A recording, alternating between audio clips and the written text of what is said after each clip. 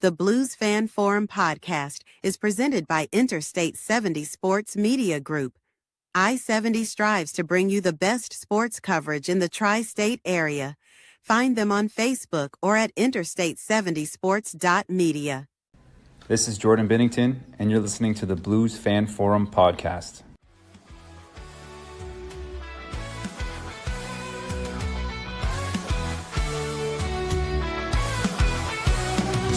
On the ice, under St. Louis city lights, where the Blues play with all their might. Jordan Cairo, fast on the attack, but defense falters, gotta cut him some slack. In Robert's arms we find our glory, his skills shine, the team's best story.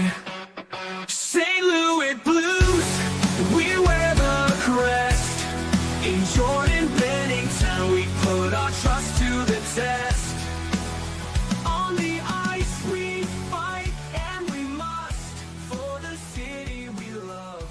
In the blue note we'll thrust.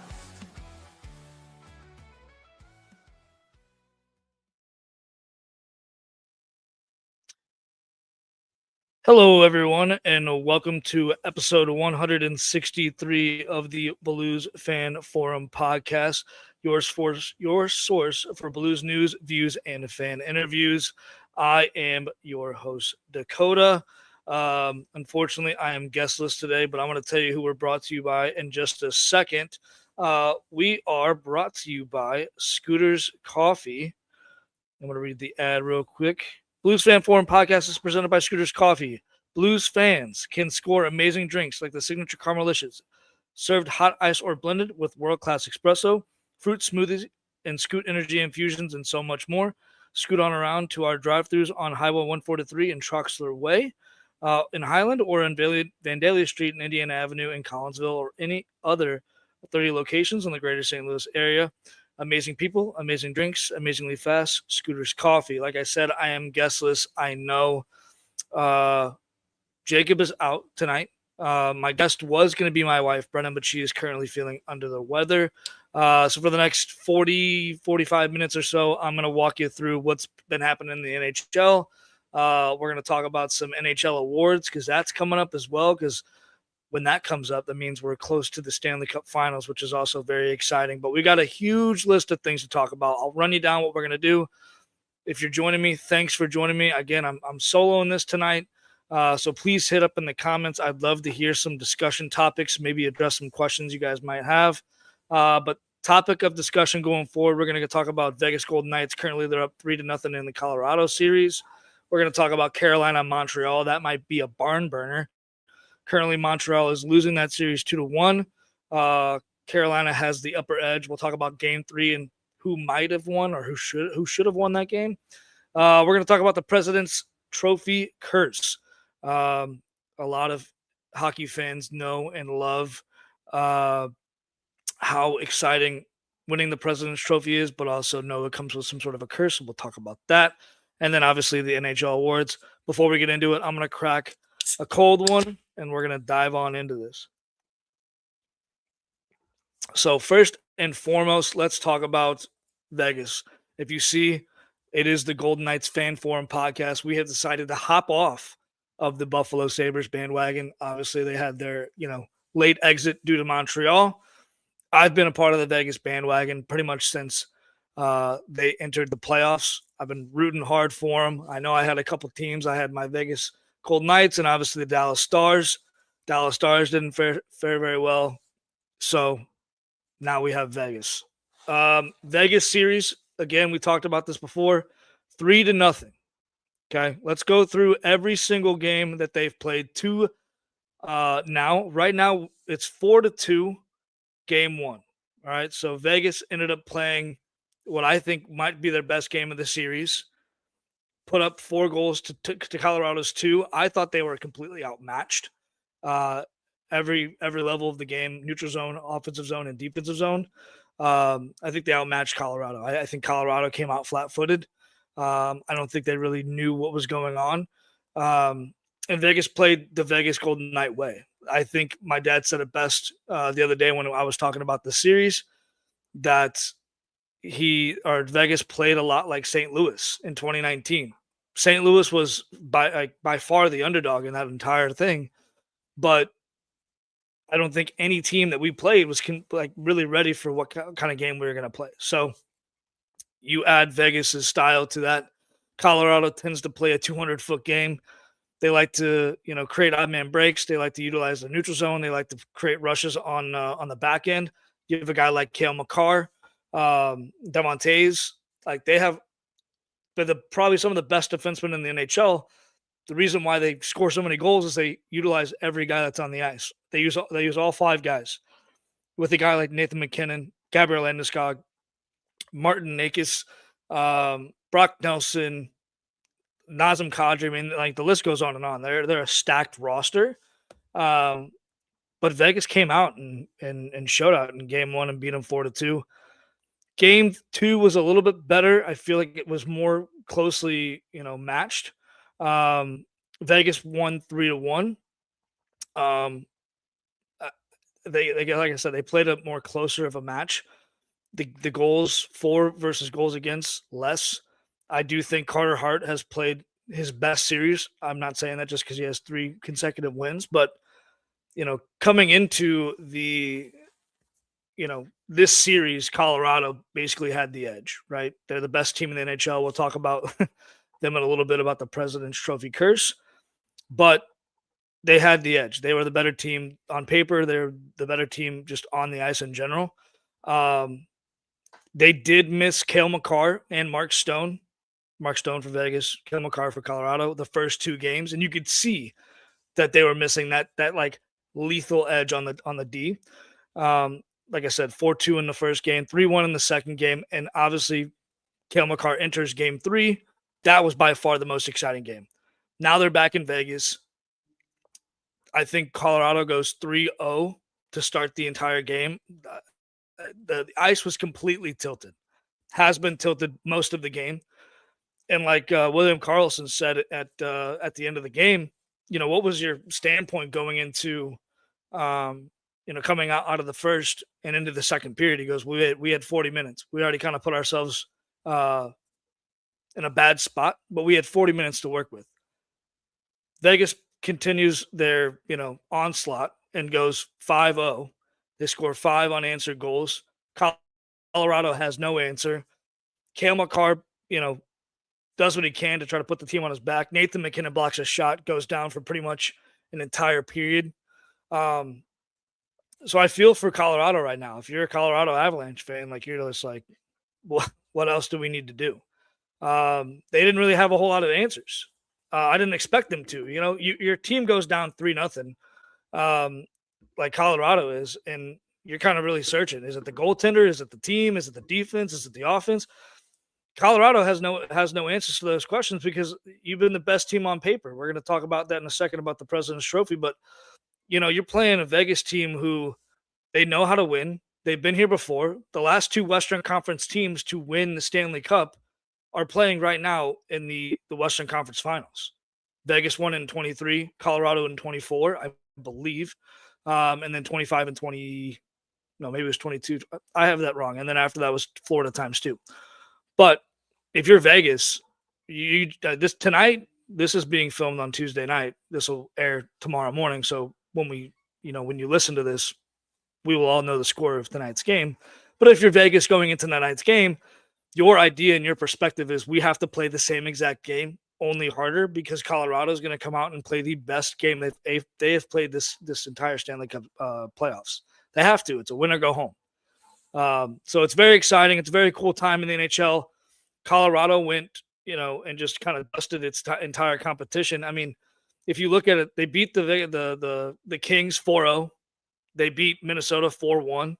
And now the tides have turned, and now Vegas is the one, putting the hammer down and beating Colorado 3-0. I don't expect Colorado to go down without a fight, but it's very, very concerning if you're a Colorado fan. You kind of beat LA. That we knew that was going to happen. Minnesota, we thought with the way they played Dallas that it would be a more competitive series. It was not. But man, oh man, the fact that Vegas is kind of single-handedly kind of, holding them by their neck to go 3-0. And tonight's the game that decides it all. Will Vegas move on to the Stanley Cup Finals, or will Colorado come back and force a Game 5? We all are wanting to know, and hopefully when you listen to this podcast, you're either, if you're rooting for Vegas, you're happy. If you're rooting for Colorado, you'll also be happy. So we shall see. Next round we're going to talk about, and this could possibly be the best round of the series. Who would have thought? Now, we did talk about this on the podcast last time. Jacob's mentioned it so many times. Carolina has had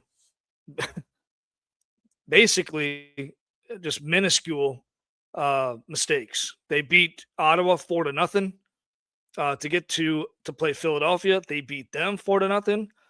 They haven't lost so far. Then they run into a Montreal team who some people may say, why are they even here? Montreal had to beat Tampa. They beat Tampa in Game 7 to get here. Then they go and beat Buffalo in Game 7 to get here. Everybody's kind of holding their breath in Montreal. I don't know if they've taken a breath yet.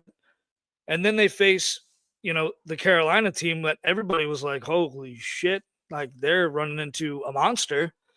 And then you go Game 1, Montreal comes out. Now Carolina, this is what Jacob has mentioned multiple times on the podcast, that, hey, maybe Carolina had too much rest. I believe it was more like 11 days. I think it was like 11 to 12 days that they didn't play a single NHL game between them beating Philly to them facing Montreal. That's a lot of time off, especially in the playoffs when you are constantly on the grind. That's a lot. Like, you're not playing for almost 2 weeks. Now, I know that these are guys that are athletes, right? They basically could, do this in their sleep.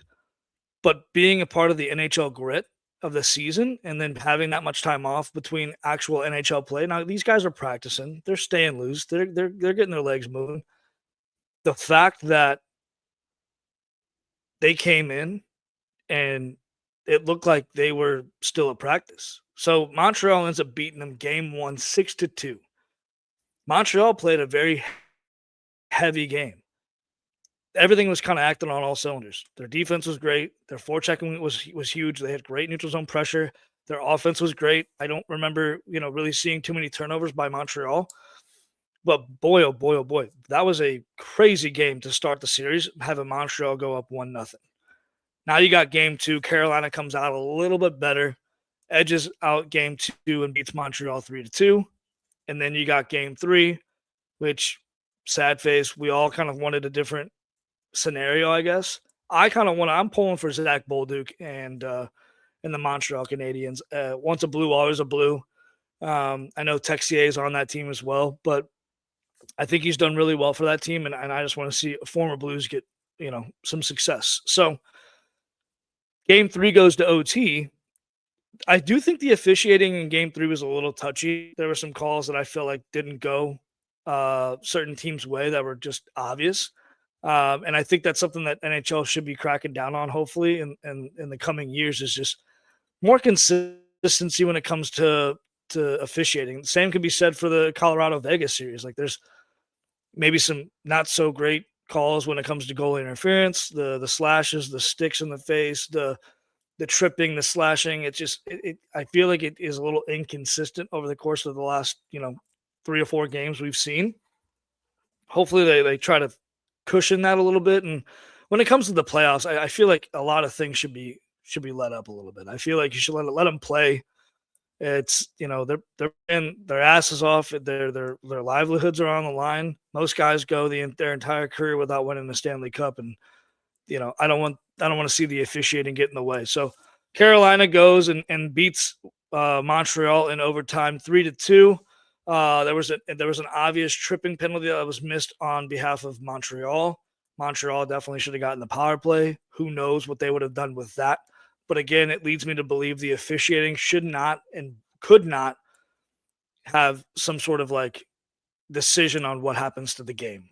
So just my 2 cents. I know I'm long-winded tonight. I'm guestless. I got nobody in the hot seat. So if you're listening, I appreciate it. Sam, our loyal listener, thanks for tuning in. And thanks for being a part of tonight's show. Hit me with some comments if you got them. Hit me with some questions if you have them too. I'd love to discuss, what you thought about the last two series. Obviously, we're all rooting for Vegas. Blues Fan Forum has now turned into the Golden Knights Fan Forum. So thank you, Jacob, for making that edit. The next thing we're going to talk about, and this might be a topic of discussion from here on out, depending on what happens in the next couple of years with the President's Trophy. But Colorado Avalanche, the team that everybody thought was odds-on favorite to win the Stanley Cup this year, their back's up against the wall times 1,000. So the President's Trophy curse, and I've heard about it, I've seen it, I've lived it, especially with the Blues, I believe in 2000 or 2001. Once you win the President's Trophy, the target that you had on your back only becomes bigger. Teams will play their best. Teams will intentionally try to play more aggressive, play a dirtier style of game to try to see if they can get you out of the rhythm, right? The rhythm that you carried on throughout the entire regular season, which got you to this point. And so the President's Trophy curse, Colorado, all right, so technically, let's talk about last year. Winnipeg Jets, right? Winnipeg faced the St. Louis Blues and put us to Game 7. If we win that game, obviously there's a lot of hypotheticals, but if we win that game, we knock out the President's Trophy and they don't win the Stanley Cup. Goes to this year. Colorado came in with so much hype. I think they're a very overhyped team. Also, fuck Stan Kroenke. Colorado comes in, huge target on their back. Everyone's favorite to win the Stanley Cup. They go ahead and dust LA in the first round, 4 games to nothing. Okay, great. Everybody's future bets that they placed at the beginning of the year saying Colorado is going to win it all, everybody's sleeping, nice and happy at night. Then they faced the Minnesota Wild, who had just dusted off the Dallas Stars in 7 games. And now everybody's like, oh, shit, this could be a great series. I was one of those people who were like, this could be the best series yet. Colorado takes them to town and, dusts them 4-1. Now people are like, yeah, my futures bet's looking even better. Now you face I would say a very tenacious, a very Blues-like Stanley Cup 2019 team in the Vegas Golden Knights. Somebody who's been here, somebody who's done that. They've won it before. What I would consider 2 great teams in the West are now facing each other. Vegas brought the heat and have now put Colorado on their backs 3 games to nothing. So if Colorado loses a series, they will be added to the list of people who won the President's Cup or President's Trophy and could not complete the, all-world, win. The last team that won the President's Trophy and went all the way to win the Stanley Cup was in 2013, I believe, by the Chicago Blackhawks. We hate the Blackhawks here on the Blues Fan Forum. Fuck the Hawks. But it's clearly it's been 13 years since that's been done, because what happens is as soon as you win the President's Trophy, you get everyone's best game. And the playoffs tend to be a different season. Doesn't matter what happened in the regular season. It just turns into something new. So whatever you take of that, it's clearly shown. Statistics don't lie. The Blues did it in, I believe, 2000. We were an early exit. Winnipeg did it last year. They were almost an early exit. They ended up getting eliminated. But besides the point, if you win the President's Trophy, it doesn't matter. They say it all the time. It doesn't matter how you start. It's how you finish. Well, if you finish as the President's Trophy winners, the idea is most likely you're not going to win it all unless you're the 2013 Blackhawks. I'm going to stop yapping for a minute, and I'm going to tell you where to buy stuff if everybody wants to go support our sponsors. All right, first one is Hughes Custom Design. Hughes Custom Design is a family-owned and operated small business in Maryville, Illinois. They specialize in laser-cut hand-painted signs. They have options typically upon request or complete any request of a custom job. I have a couple of them back there. If you can see the KC Chiefs one, the Cardinals, and the Blues, those are all by Hughes Custom Design. Great work. The back of them light up with an LED. Highly recommend checking them out for any man cave. This is my man cave that Jacob talked about flooding last week.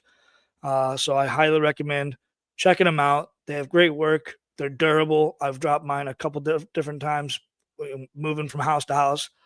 They're great. They look great. I don't have them lit up, but they're great. Then we have Imprint Lab. Imprint Lab specializes in bringing your brand to life with custom laser engraved Richardson hats and vibrant custom sublimated metal prints. Whether you want it to make a statement with high quality headwear or showcase your designs on eye-catching metal art, we deliver precision, durability, and style every time. Elevate your brand with Imprint Lab, where your vision meets our craftsmanship. Or as Jacob likes to say, if you have shit and want it on shit, they're your people. All right, and our last one to shout out is Scooters. I could use some coffee. Tomorrow is a big day. I turn 30 years old tomorrow. So if you're hearing this on the podcast tomorrow on your drive to work, give us a listen, give us a follow. Check us out on YouTube. Check us out on Facebook. Check us out on Instagram. Give us a follow on behalf of me turning 30 and taking another trip around the sun. I'm going to need some coffee tomorrow because tomorrow's going to be a long day, if you know what I'm talking about. Scoot on around to our drive-thrus on Highway 143 and Troxler Way in Highland, Vandalia Street and Indian Avenue and Collinsville, or any other 30 locations in the greater St. Louis area. That is amazing people, amazing drinks, amazingly fast Scooters coffee.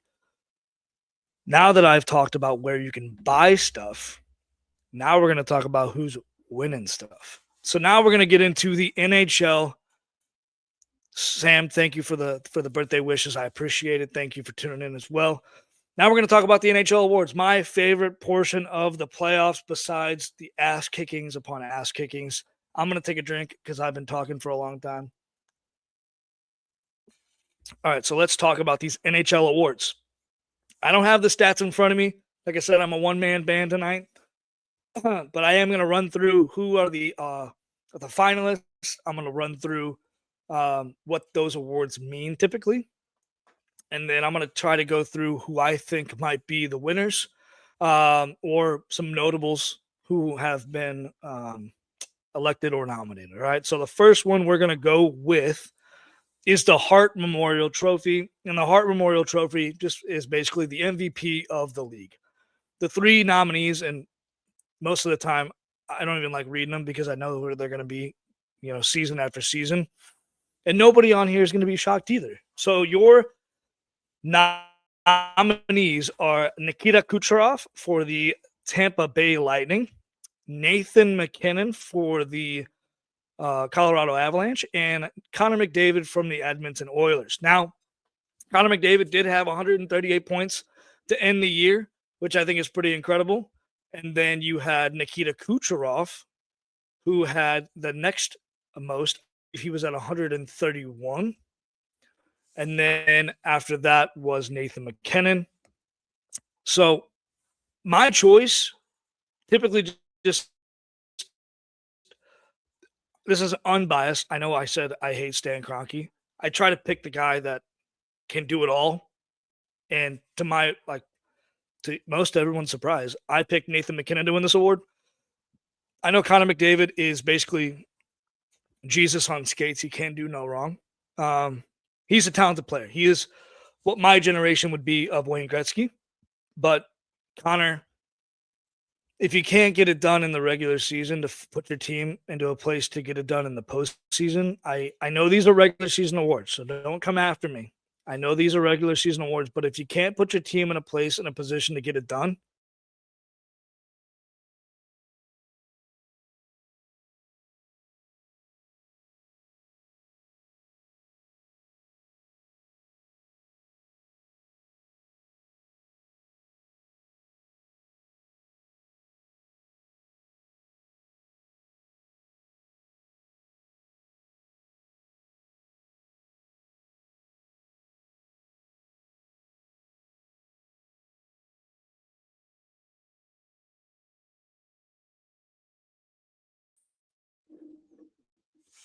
I think I'm back. A little technical difficulties. I just disappeared off the face of the earth. Now I'm back. So yeah, Connor McDavid, you got to put your team in a place to win and get you into the postseason. Unfortunately, that didn't happen. Nikita Kucherov, I would say, falls second behind Nathan MacKinnon. Like I said, put your team in a place to win, but also put your team in a place to go to the postseason. Nikita Kucherov did. Unfortunately, they lost to the Montreal Canadiens. But for me, that goes Nathan MacKinnon, then Kucherov. McDavid, again, I know I saw the points. He has 138. But if you can't build around a guy, put yourself in a position to win, you don't deserve to win the league MVP. Please hit me in the discussion, hit me in the comments, hit me with some sort of discussion that tells me differently, and let me know who your choice would be to win the Hart Memorial Trophy. Next guy, or next group of guys, is the Vezina, my favorite. Everybody knows that I love goaltenders. I talk about them too many times. I will say, I will give a birthday shout out to Chris Wagner, captain of the Thunderbirds. He's 35 tomorrow. Congratulations on the Springfield Thunderbirds, going as far as you did. Great job. We all were rooting for you up down here in St. Louis. Coach Otter, great job putting the boys in a position to win. Unfortunately, we came up a little bit short. But Springfield, great job. Great job by coaching the team as best as you could when you did. And I'm excited to see what the youth and the rookies do for the Blues coming soon. The Vezina. We have Ilya Sorokin from the New York Islanders. You have Jeremy Swayman for Boston and Andrei Vasilevsky for the Tampa Bay Lightning. I think the odds-on favorite to win this is probably going to be Sorokin. I think Sorokin's statistics speak for themselves. That's my pick for the NHL's best goaltender. Swayman had a great season, and so did Vasilevsky. Vasilevsky's always going to be at the top. He's just an absolute unit. Tampa's found themselves a world-class goaltender, and most likely, barring anything crazy to happen, will probably be an NHL Hall of Famer. That one was quick. Next is the James Norris Memorial Trophy. James Norris goes to the best defenseman in the NHL. The nominees or the finalists for this award: Rasmus Dahlin. Then you have Rasmus Dahlin for Buffalo, Cale Makar for Colorado, and Zach Werenski for the Columbus Blue Jackets. Now, Zach Werenski, I believe, played for the Olympics. Cale Makar, same. And I believe Dahlin as well. I could be wrong. But all three of these guys are unstoppable with the puck in their hands. Rasmus Dahlin for Buffalo. You've seen him play absolutely insane over the course of the last couple games in the playoffs. Obviously, Buffalo's not in it anymore, but the dude just constantly shows in and shows out. Cale Makar, same way. With a guy like Nathan MacKinnon on the front and a guy like Cale Makar on the back and the Lumberguard and net, you can see why Colorado was so dominant. Cale Makar used to be, I think, former Hobie Baker Award winner. He's just the best, I think, best defenseman in the NHL by far. He's my pick to win this award. He could change a game in a matter of seconds. He goes east to west, north to south. He could play a 200-foot game. I know I don't like the Colorado Avalanche right now, but right now their players are like, you can't not pick those guys. Looks like I'm having technical difficulties. I apologize. We're going to get through this and hop off. So it might be a very short podcast tonight, but I believe the weather is affecting my internet service. So pardon me. So that was the James Norris. Now we're going to go to my favorite, and that is the Calder Memorial Trophy. This goes to the best rookie in the NHL. We have Ivan Demidov for the Montreal Canadiens. We have Matthew Schaefer for the New York Islanders. And you have Beckett Seneca from the Anaheim Ducks. Now, Beckett might fall a little short because Schaefer and Demidov just had an absolute unit of a year. My personal pick was Matthew Schaefer. As a defenseman, that dude was just an absolute unit for that team. Came in and just took the Islanders by storm. Demidov has obviously helped his team in more ways than one. They're currently playing the Carolina Hurricanes in the Eastern Conference Final. My pick is going to be Matthew Schaefer, but I would not be surprised if Ivan Demidov won that as well. All right, moving on. And again, if you're coming in late, My apologies. This is a solo unit tonight. We're talking NHL awards. We're talking Vegas and Carolina, Montreal and Colorado. We're talking everything hockey. If you got a comment, please let me know. If you got any questions about the games and the series at hand, I'd love to discuss. So after the Calder, we're going to go to the Ted Lindsay Award. The Ted Lindsay Award is the most outstanding player by far. Now, I know this might shock most of you, but your nominees or finalists are Connor McDavid, shocker, had 138 points. Nikita Kucherov, second in points. And then Macklin Celebrini from the San Jose Sharks. My pick, and I really hope he gets it because this dude was just an absolute stud. We all knew he was coming out of the draft, but he has been the reason why San Jose Sharks might be a force to be reckoned with coming in future years. Macklin Celebrini, I believe, had 115 points and just was an absolute unit. He played his ass off this year. San Jose was playing for sellout crowds, and I believe he was the most outstanding player in the NHL. Again, shocker to most, Connor McDavid had 138 points, but Macklin Celebrini he did things that were just people looked at and were like, there's no way. I believe this kid's like 19 or 20 years old. Don't quote me on that. I don't have the stats in front of me, but he's a young kid who just scored 115 points in the NHL for a team that wasn't that great. So that speaks for itself. Next we have on the list after the Ted Lindsay is the Frank J. Selke Trophy. The Selke goes to the best defensive forward. These are some great nominees. Again, Colorado heavy because, obviously Colorado has the best team by far up and down the roster. Like I said, they have the lumberyard and net. And then offensive and defensive stars, they are just stacked. So you have Anthony Cirelli for Tampa Bay, Brock Nelson for the Colorado Avalanche, and you have Nick Suzuki for the Montreal Canadiens. I still think Colorado has a great team. My pick is Nick Suzuki. He's always been talked about as the best defensive forward, but his stats and his play hasn't always led people to believe that. So my pick is Nick Suzuki. Obviously, his team is facing the Carolina Hurricanes in the playoffs right now. There's a reason why that team is in there. If Montreal doesn't play good defensive hockey in the ozone or vice versa, they don't get there. And they don't get there unless Nick Suzuki's on the roster. I know Nick Suzuki has not done well in the playoffs currently, but he did well enough to get them to where they are right now.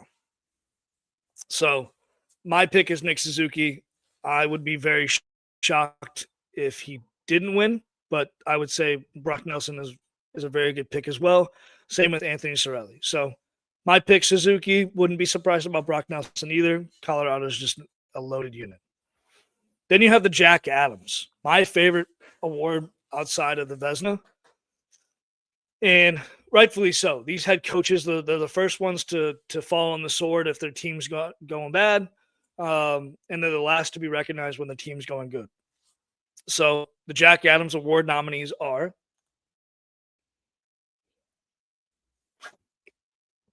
I'd take a sip real quick. John Cooper. He has been a part of the Jack Adams Awards for a while now. He's a great coach. The proof is in the pudding. When you put your team in the playoffs, year in, year out, you're going to be up towards the top of the Jack Adams Finals Award. Then you have Dan Muse, the head coach for the Pittsburgh Penguins, and then Lindy Ruff of the Buffalo Sabres. This one, everybody knows how much I enjoy, former Blues. One of the former Blues coached by Lindy Ruff is Tage Thompson. And as you can see, Buffalo did absolutely incredible at getting into the playoffs. I think the last time that the Buffalo Sabres won a playoff game was when they were coached by Lindy Ruff too. So for Lindy Ruff to get this team back to the playoffs, just for that organization alone, it means a lot. I think for those players, it instills a lot of trust that he had with those players, but what he built up over the course of 82 games. So getting into the playoffs alone is a great, a check off on the box for Lindy Ruff, but he's a storied coach. He has a lot of success. My pick goes to Lindy Ruff. I think he deserves this. I think the fan base and the coaching staff that was around him deserve this. It is a singular goal or a singular award, but I do think it involves more people than just one. So my pick is Lindy Ruff. Then you have the Lady Byng. The Lady Byng trophy is for high standard conduct and sportsmanship. All three of these are just great choices all in all. There's one that I wasn't so sure about, but my pick was a little biased, but we'll see. So finalists are Cole Caulfield, Montreal, and a lot of the same guys, or a lot of the same teams are in these because their teams were really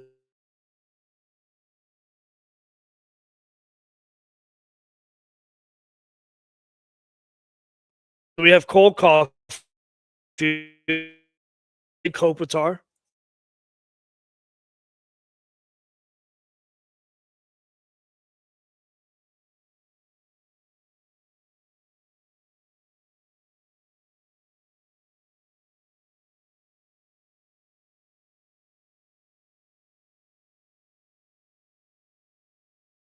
Played.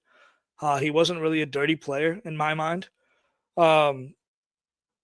Just imagine like those runs with Drew Doughty and Jonathan Quick, Anze Kopitar. Like the Kings team was stacked. So my pick is Anze Kopitar to win that award. Field might be the one that ends up pulling this one away. But my choice is Anze Kopitar. Last couple awards we're going to read off tonight. The Bill Masterson Memorial Trophy. This goes to the person that had the most perseverance, usually called the Comeback Player of the Year award.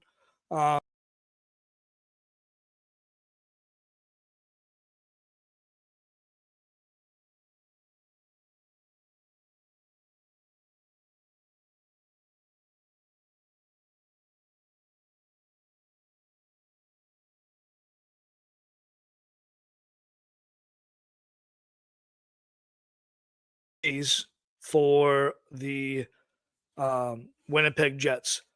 I think my pick is probably going to be Jonathan Toews. Just to come back. I know he signed a deal with his hometown team in Winnipeg. Really cool story. He ends up doing pretty well, helping that team. I know they didn't do really well in the West, especially in the Central, but still to see a guy like that come back. I know he's been a storied Blackhawk his entire career, but to come back into the NHL and play, and he deserves that award, I think, the most. So my goal or my pick is for Jonathan Toews to win. Would love to know everybody else's choices in the comments if you're still here and still listening. All right, so the last one is the Jim Gregory General Manager of the Year award. Great choices on this list. The first guy is Bill Guerin, former Blues legend for the Minnesota Wild. Then you have Chris McFarland for the Colorado Avalanche. Boo, boo, boo, boo. And then you have Pat Verbeek for the Anaheim Ducks. So for me, my choice is Pat Verbeek. I mean, you take a guy who has not coached in the NHL for quite some time, and Joel Quenneville. You put him with a roster who we all kind of thought they had the potential, but we didn't really know if they had what it took to kind of, get over that hump. They were pretty okay last year, but they weren't great. Anaheim comes out of the gate, and they were playing decent hockey. I think for a while they were almost leading the Pacific. But hey, you take a team with Joel Quenneville, and anything can happen. Joel Quenneville coached the Blues, coached the Blackhawks. Like he's taken any team he's touched and put them into a position to win, or even get into the playoffs, or even have better luck in the postseason. So Pat Verbeek, just an absolute genius, putting that team together, trusting in Joel Quenneville, and getting the job done. I know they didn't go all the way, but that's something to build on. That puts a lot of trust in your team. That puts a lot of trust in your fan base. That you were able to get the job done and put the team in the playoffs. So for me, Pat Verbeek gets this. I know Bill Guerin is probably going to be looked at as the guy that should win it all. Even Chris McFarland. McFarland has put an absolute unit together, and they won the President's Trophy. Bill Guerin basically made some crazy deals at the deadline, getting Quinn Hughes. So we shall definitely see how that works. So my pick is Pat Verbeek, and that is it on the NHL awards. The last thing I'm going to talk about is my predictions for who is going to win the East and who is going to win the West. And then I'm going to get out of here because I've been rambling on for the last 40 minutes. So I'm going to take another drink, wash down the sorrows of the bad internet connection, and then we're going to talk about my predictions because everybody wants to know what I think, right? All right. And then positive vibes I'm seeing I need to be wishing for Michael Bushinger. He needs ACL surgery. Yikes. Good luck. Positive vibes, because that's going to be one hell of a recovery. So my predictions going into who's going to win the West, who's going to win the East. I believe that Carolina will end up winning the East. Montreal just might out of steam. I think Carolina had too much time off. I think that's why they kind of ate the bullet in game one. Carolina is my pick to win the East. It'll be a great series overall. I do think that game might end up going 6 games. It'll be fun to watch. I know I'll be watching along, and hopefully, Carolina pulls it out because I do think Rob Brindamore deserves it. Carolina deserves it. That dude has worked to coach that team and put him in a good spot to be in a winning position. So Carolina gets that. I would love to see Sebastian Aho in the Stanley Cup Finals and see what he does, and Seth Jarvis. It would be a fun and exciting final with them in it. Then we move to the West. As much as everyone knows, I am a Vegas Golden Knights fan. We are the Golden Knights Fan Forum podcast. I'm going to have to go with my gut, and I'm going to say that Vegas cleans it out tonight, and they put up an absolute slaughter fest. I think tonight's game is going to end up being like 5-2, same like it was in game 1, I believe. So my pick for them, or my pick for the West, is that Vegas beats Colorado. Unfortunately, Colorado, you've met your match, and Vegas finishes you off. Congrats on a great season. Unfortunately, you're going to add your name to the history books and put yourself with a lot of the other teams that couldn't get it done who won the President's Trophy. So for that, great job. Congratulations. The Blues will be hunting your ass next year with the absolute unit that Jim Montgomery's putting together.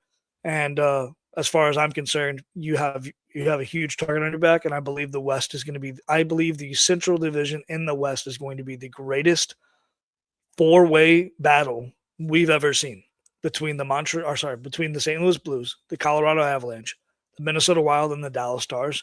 I believe those 4 teams are going to finish all going to at least fighting for a playoff spot, maybe even locking up both wildcard positions.